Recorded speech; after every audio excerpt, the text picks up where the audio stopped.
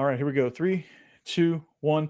Diego Pavia, Kyron Drones, round 2 in Blacksburg. Here we go.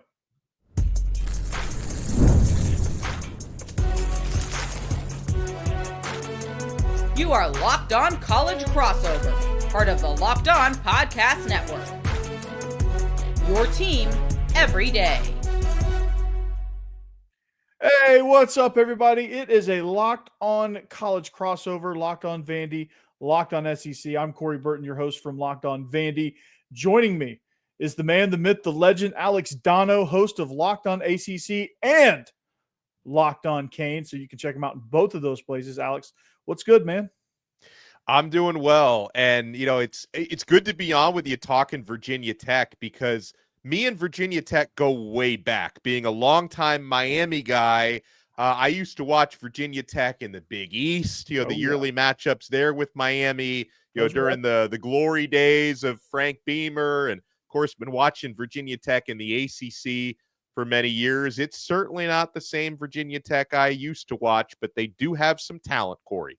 Yeah, absolutely. And I would think you would probably think I'm crazy, and most people would probably think I'm crazy if I told you that sometime in the future that a Virginia Tech Vanderbilt matchup would be epic. And it kind of is. And I think it's going to be one of those fun matchups because of what you have at the quarterback position. And before we do that, though, this episode is brought to you by Mazda. Just like there's more to every player, more dedication, more attention to detail, there's more to a Mazda vehicle. Stay tuned later in the episode for highlights in this week's Moving the Game Forward. Mazda, move or be moved. So yeah, like I said, thanks for making us your first listen. Locked On ACC, Locked On Canes for Alex, Locked On Vandy for me. If you want to check out more of our content, those are the places to go. But this quarterback battle, and we're going to get into how the defenses are going to respond to these things, but we're going to talk about just the quarterbacks themselves and the weapons they have to support them, things like that. Diego Pavia, we know what he is. We know that he is a media superstar. He's highly confident. He's got all the intangibles.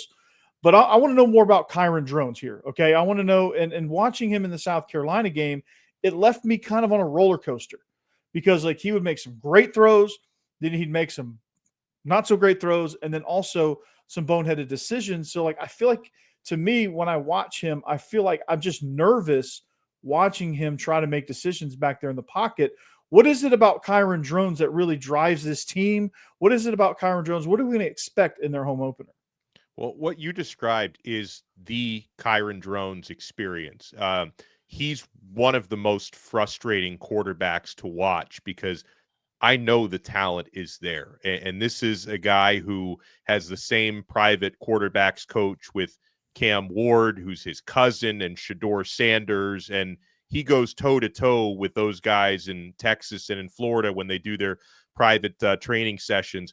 Kyron Drones has a rocket of an arm. Like, physically, there's not a throw that he can't make. Emphasis on the word physically. And Drones also has really good scrambling capabilities, and that's not just to run the football. He can do that, but the way he can extend plays in the pocket, get out of the pocket, give time for his receivers to get downfield.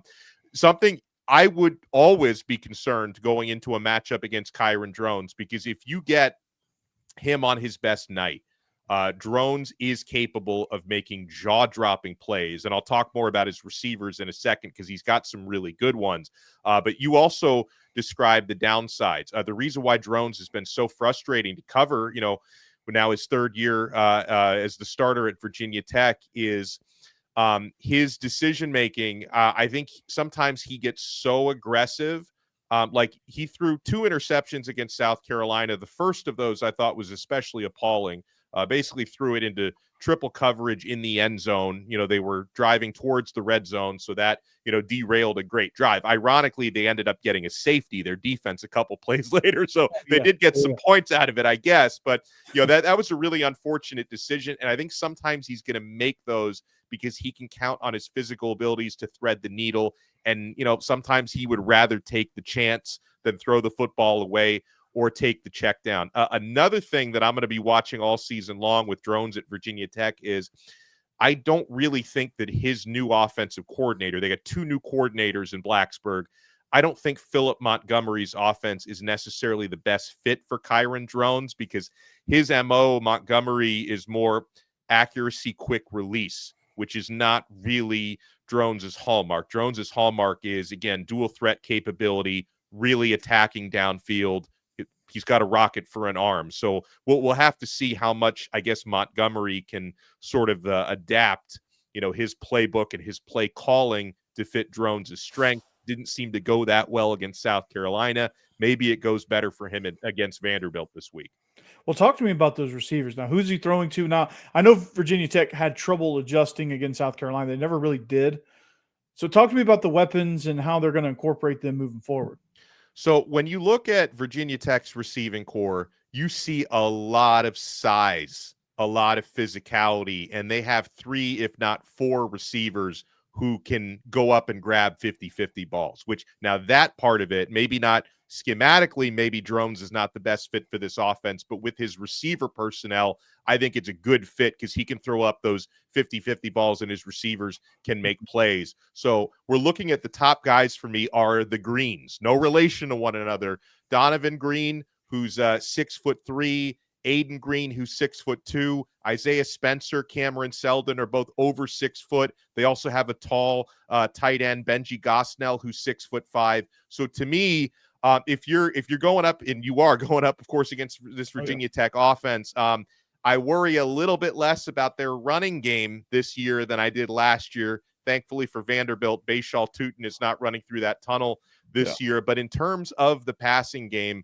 that's an area where they can hurt you because if your defensive backs aren't willing to play physical and match up with their length, Virginia Tech has a lot of size and a lot of ability because these guys have some speed as well. Like, these are not strictly possession receivers. Both Donovan Green and Aiden Green, broke out some big plays with yards after the catch against South Carolina. So to me, I would say that the strength of Virginia Tech's offense would be, the way Kyron Drones can connect with these tall 6'2", 6'3" physical receivers. Now, when you look at a quarterback matchup and receivers and the weapons and stuff like that, Vanderbilt's bringing their own weapons as well. They've got some receivers that have stepped up. That was the biggest question mark coming into the season, but they've got some guys now that I feel good about, and I think Clark Lee feels good about. But when you match up these two quarterbacks, you look at the attributes. Pavia, year 2 of an offense that he was already an expert at, but year 2 of chemistry within this system and with this team. When you look at the quarterback matchup, how do you see it just as a head-to-head, like Vanderbilt's offense, Virginia Tech's offense, from a production standpoint? I would trust Pavia more in the sense that I think certainly the floor is much higher for him. Being a veteran, and the guy he's got a legal injunction just to be able to play another year, which I support him in that quest, by the way. But I would feel like Pavia, he's got experience winning big games. I mean, he did, of course, beat Virginia Tech head-to-head last year. He also won a little old game against Alabama a year ago. Something that's been noticeable about Virginia Tech these last couple of years is they've come really close at times to grabbing big wins or signature wins, but they always seem to fall short. I mean, they fell to Vanderbilt on the road in overtime last year. They had a close loss to Rutgers that they really should have won. They were controlling that game. I mean, I was at Hard Rock Stadium in Miami for that crazy finish where they were, a controversial call on a Hail Mary away from upsetting Miami. They played Clemson somewhat tight last year. So Virginia Tech, and I'm not going to put it all on the quarterback. That would be unfair of me. But this version of Virginia Tech in general has just really failed to get over that hump and get out of their own way. And obviously the inconsistent quarterback play is part of that. I want to see Kyron Drones just consistently reach his ceiling because I know what he's capable of. And of course, on the flip side with Pavia, I mean, not only is he a veteran, but the guy is an absolute gamer. I mean, he rises to the occasion, puts his body on the line in close games. So I don't know. I think I would just, to be safe, I'd probably give the slight quarterback edge to Vanderbilt just because I have a better idea of what I'm going to get from Diego Pavia. But I just want to hedge a little bit here, Corey, because if Kyron Drones does have a magnificent game, I wouldn't be surprised by that either. It's just a little less likely given his history that we get that. Yeah, absolutely. The potential is there because the talent is there. And we certainly recognize that. Clark Lee recognizes that. And I think we're going to talk about this in a little bit, but he's going to build a defensive game plan to try to stifle that. But when I look at, and I've said this on previous episodes, when I look at this quarterback matchup, I see a veteran guy that's firmly entrenched in their identity. He's a great runner, great quarterback designed runner. I don't know that Kyron Drones is a great quarterback designed runner. I don't think he's that type of player.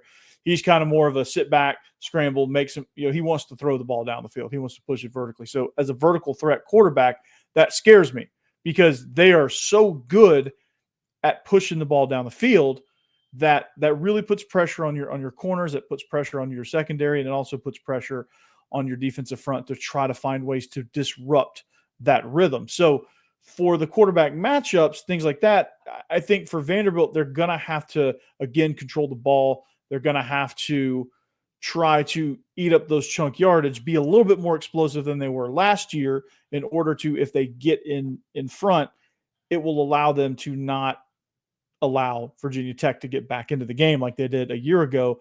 Like they had that game almost sealed, but they had a few stumbling blocks in the third quarter. Virginia Tech was able to get back in it, and then it became a dogfight after that. So I think Vanderbilt has a chance to squash that early, and they had a chance to do that last year. So, and I think with a veteran quarterback, that gives me a lot of confidence that they're going to do that. So to me, it's Pavia has the edge.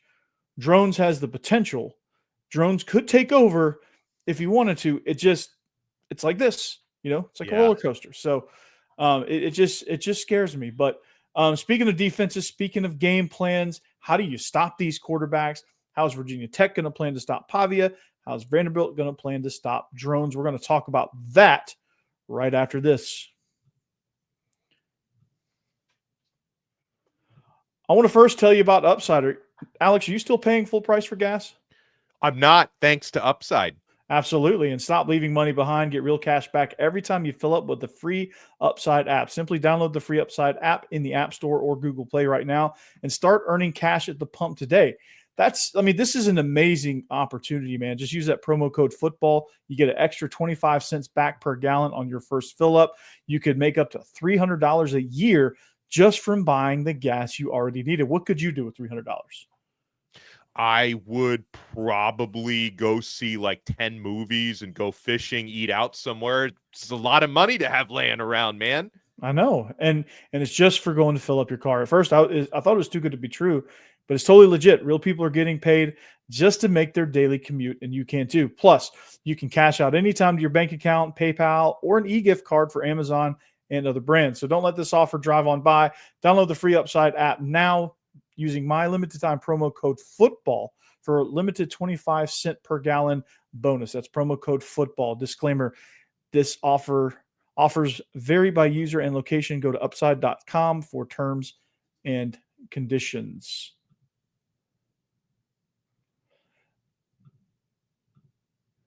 Also, we talk about, man, this is Mazda's moving the game forward, brought to you by those who believe it's not just about playing the game. It's about redefining it, because these moments do more than win.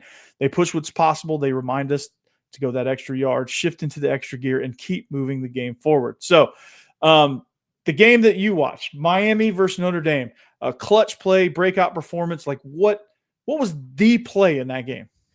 I think it's got to be the one-handed grab by C.J. Daniels. I mean, it was a Sports Center top play that gave Miami a go-ahead touchdown, 14-7. That's one I'm going to be talking about for a long time, Corey.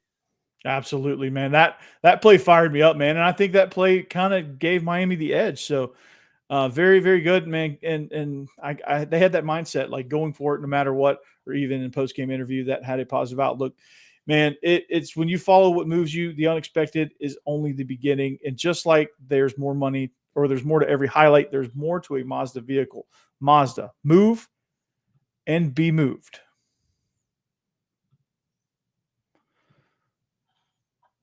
All right. Thanks for making Locked On ACC. Thanks for making Locked On Vandy. Thanks for making Locked On Canes your first listen each and every day. Give a follow to all three of those shows. Alex does two of them. I just do one. Alex is the man.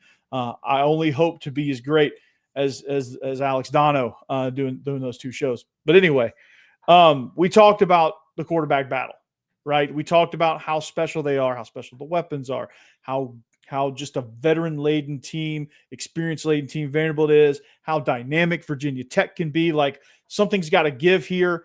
But, like, as a defensive coordinator, when you stare across the field at Diego Pavia and the weapons that they have, the now vertical threats that they had, they did not have a year ago. And, yes, they played against Charleston Southern, so things are going to be a little bit inflated as far as stats and as far as the way things worked. However, when you look at Diego Pavia in this Vanderbilt offense, how do you stop it? I think some QB spy is going to be important, but I do think something, and I'm actually pretty bullish on Virginia Tech's defense. I know that I have my concerns about on offense, consistency of the quarterback, the running game, but on defense, I think Virginia Tech. I think the jury is still out on their linebackers, but I think their defensive line is really good. And their defensive secondary, despite losing their top two corners from last year, they're pretty excited about some of the players that they've added there. Same thing with the defensive line, despite the fact that Antoine Powell-Ryland and Aeneas Peoples are no longer there. They actually feel that their defensive line is deeper than it was a year ago, Corey. And I think the good news for Virginia Tech, for the one-game resume that they have coming into this matchup with Vandy, is they did an admirable job against Lenoris Sellers in South Carolina. Sacked him 4 times, right? Yeah, they did. And they held him to 25 rushing yards, 209 passing yards. Only they had one explosive play that was a big difference in the game, the 64-yard bomb to Nick Harbor. Other than that, Virginia Tech's secondary held up nicely. They put pressure on, as you mentioned. So honestly, I don't think that Virginia Tech is going to be intimidated going up against Diego Pavia, because I think they feel pretty comfortable about the test that they just had against Lenoris Sellers. And, Kelvin Gilliam in the interior of their defensive line is someone I'm pretty excited about. Kamari Copeland, who's back there, I'm pretty excited about as well. Gilliam was in on the safety sack that they had against Lenoris Sellers. So honestly, I think this is one of those games where I think for Virginia Tech, I expect a baseline of at least pretty good against Vanderbilt's offense. I think this play maybe could be decided by a big play or two by Pavia on that side of the football for Vanderbilt. But I think on defense, based on what we saw last year and in this year with some of the players they've had to replace, I think Virginia Tech probably feels pretty confident on that side of the football. Who matches up with Eli Stowers? Oh my gosh, I don't know. Take your pick. It might be a number of guys, honestly. Yeah, that's a tough deal for this defense because like when you're planning, like Lenoris Sellers, they were still trying to find themselves, I think, and that's what stuck out to me about South Carolina. It was like two boxers just kind of jabbing their way through the first 3 quarters, and then they started landing haymakers, and South Carolina just landed a couple more than Virginia Tech did. But with the aggressiveness of the calls, you have an obvious mismatch there with Eli Stowers. Like, how aggressive do they get? Because you get too aggressive, I mean, Pavia is pretty slippery. He's pretty slick. He can get through there. For any linebacker or safety, that's a mismatch. Yeah, I mean, and he's going to feast. And we saw in the bowl game against Georgia Tech, he was able to get up the rail and moss somebody. Actually, he mossed a Georgia Tech corner. He did well. I mean, it's Charleston Southern, so I can't get too excited. But he was able to get up the sideline against Charleston Southern as well. So they're not scared to push him vertical because he has that running ability. So that's going to be, like, to me, that's going to be the key matchup for Vanderbilt's offense versus defense. Is, hey, where's Stowers? Where's 9? And find him, because he is the. I'm not directly comparing him, because I know the listeners will probably hear this one little part and hang on this, but he is that style of tight end where it's like Kyle Pitts, Brock Bowers, like that style of tight end, to where it's more of like a wide receiver, but he's just got a little bit of size and some physicality. He's a mismatch for people. Now, Brock Bowers is an alien, so I'm not comparing him to Brock Bowers. He is not of this Earth, right? He is something. He's an extraterrestrial because that guy's a freak. So, but I think he's going to have that similar impact because he can do a lot of different things. He can run out of the backfield. He could run jet sweeps. He can, run the shovel option. He can run bubbles. He can run vertically down the field, crossing routes, post routes, dig routes, anything you want. Anything in the route tree, he's got it. And that's dangerous. And that makes him a nightmare. But when I look at Virginia Tech's offense from a defensive perspective, this is what I see. And you can fill in the gaps as you wish. All right. I see a quarterback that wants to get the ball downfield. He wants to stay in the pocket. He wants to move around, but he doesn't really want to scramble. So what I see is this. You're not aggressively coming after him, but you are trying to create that muddy, murky pocket to where when he steps up, he's not able to step into a throw. Yeah. You get some hits on him. And this happened last year, I think, as the game wore on, especially the further you got into the fourth quarter, they weren't necessarily sacking him a lot, but they were getting to him. They were getting some hits on him, and he kind of wilted away a little bit. He cramped up, like he left the game in overtime. Yeah, and I think it was the hits. Yeah, and I think he was under such duress, and it's the same defense. Like, not many people left, and you got a dedicated defensive coordinator now with the support of Clark Lee. I think it's going to be a super, super aggressive thing. And, for them, I think if they can affect Kyron Drones, those downfield targets won't really be involved in the game. And the concern that I would have from the Virginia Tech side on offense in terms of being good for Vanderbilt's defense is I am not convinced that Virginia Tech, I'll be convinced when I see it. Until then, I'm not, that they're going to be able to really establish a run game. That's a big concern that I have this season, not having a good enough replacement for Bashal Tootin. I mean, you bring in, you got running backs this year, Terry and Stewart and Marcellus Hawkins. I don't know if we're going to see enough to take that pressure off of Kyron Drones. Yeah, they're just okay. And I think against a team that's really good up front, that really spent a lot of their transfer portal moves and a lot of their NIL dollars in the trenches on the defensive line, I think to be just okay in the run game, I don't think is going to be good enough. So it's going to be interesting to kind of see how they incorporate that. Maybe they try to get the ball out quicker, but again, I think if Vanderbilt can force that, that's not Kyron Drones' strong spot. So I feel good about that, and that's going to kind of mold my prediction here. So speaking of predictions, we're going to get into those. What's going to happen in this game? Inner Sandman's blasting, all that good stuff. We're going to talk about that though next. Alex, I'm hungry, man. I'm hungry. It's almost the weekend. I'm gonna call some DoorDash. What do you want? What do you want from DoorDash? Oh, get me a smash burger. I'm really into those these days. I just made some on the grill actually. So good for you. Yeah, it was a good dinner. But guess what, man? I'm gonna this Saturday. I'm gonna get some. I'm gonna score big with these DoorDash streaks, man. I'm gonna save more every time I order. These players delivered when it mattered most. Let's break it down. So for Vandy, Diego Pavia delivered in a big way. There was a play there was a play, I guess, early in the game. It was getting things established. It was actually a jet sweep, a jet read that he ended up giving, but the defense collapsed on him and left the edge open. And it was a way for them to kind of break through and just get the game started right.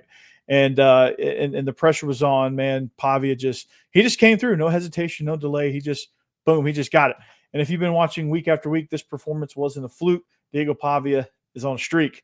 And just like that, and just like Pavia delivered for Vandy, DoorDash delivers your Saturdays with DoorDash Streaks. You save every Saturday you order. Stack it up all season. You could save up to $250, including $100 in DoorDash credits. Order this Saturday. Keep the streak alive. Fuel your game day only with DoorDash. Terms apply. Promo period through November 18th. So, yeah, DoorDash, man. I'm gonna get some. I'm gonna get some wings. That's what I'm getting get. Hungry. I know. DoorDash, do it.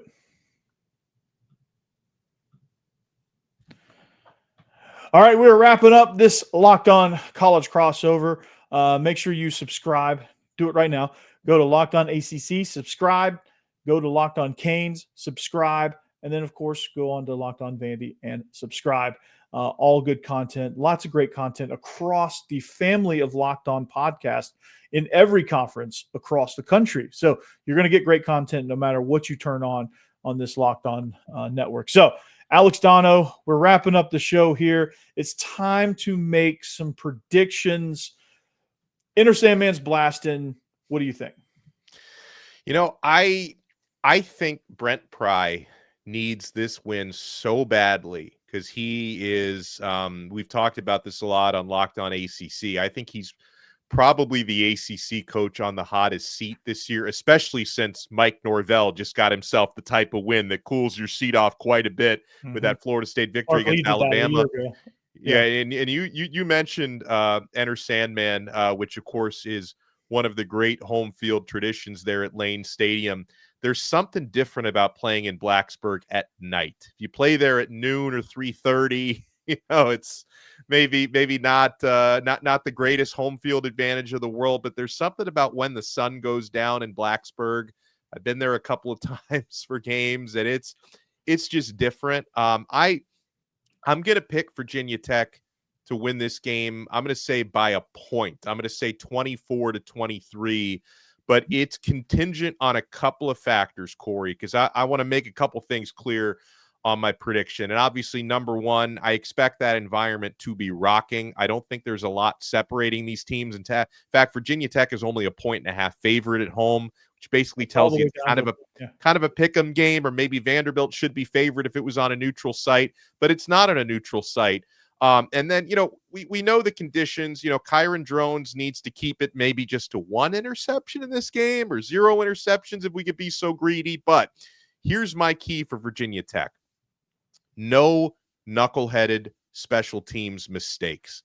That program has come a long way from Beamer ball, where they used to block a punt or block a kick or return a punt for a touchdown in every game. They gave up a punt return for a touchdown against South Carolina. Not only did they give up a punt return touchdown, that was actually a punt they had to kick for a second time because they had a gunner lined up illegally, which I don't think I've ever seen before. The worst. The absolute worst. So they've got to keep the special teams mistakes down, but I think charged up by that home crowd, maybe except for the mismatch of Eli Stowers. I do think Virginia Tech's defense can make some noise in this one. Sam Sefke's their defensive coordinator, who's got NFL experience, I think was a good hire for them.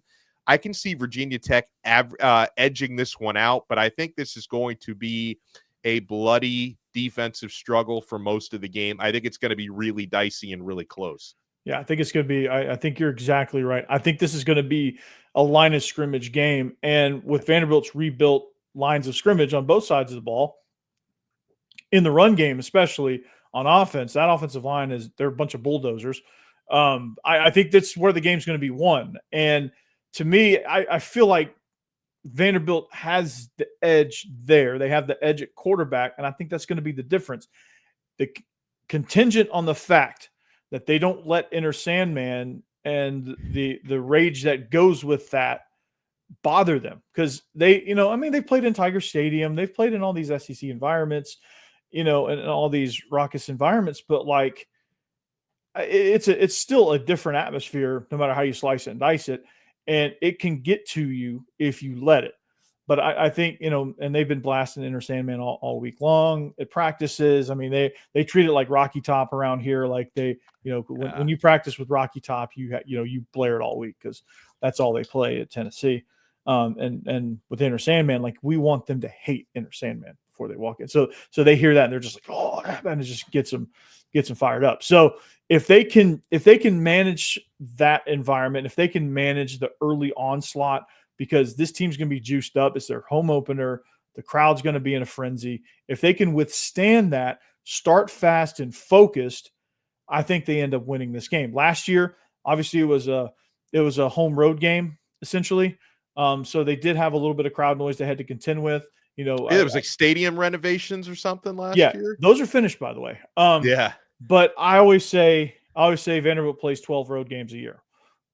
Because their home is home away from home. So They play 12 road games a year, so they should be used to this kind of thing. But they've let environments bother them in the past, like Georgia State for a different reason.